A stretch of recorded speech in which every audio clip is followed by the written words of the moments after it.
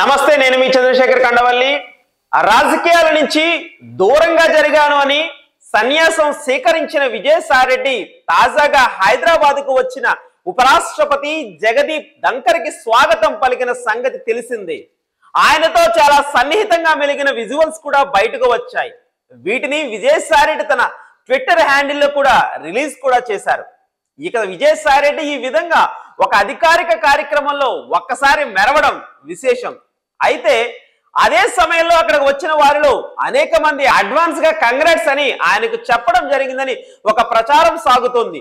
రాజకీయాల నుంచి పూర్తిగా విరమణ ప్రకటించిన విజయసాయిరెడ్డికి కంగ్రాట్స్ ఎందుకు చెప్పారు, ఏ విషయం మీద అన్నది కూడా అంతా చర్చించుకుంటున్నారు.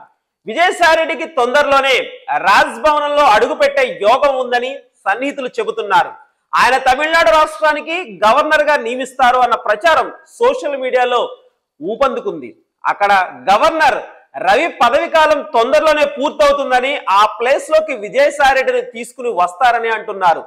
విజయసాయిరెడ్డి నెల్లూరు జిల్లా వాసి అవడం, తమిళనాడుకు దగ్గర వారుగా పొరుగున ఉన్న తెలుగు రాష్ట్రాలకు చెందిన వారు, ఆయనకు ఈ కీలకమైన రాష్ట్ర బాధ్యతలు అప్పగిస్తే బీజేపీకి మేలు చేస్తారని భావిస్తున్నట్లు చెప్పుకుంటున్నారు.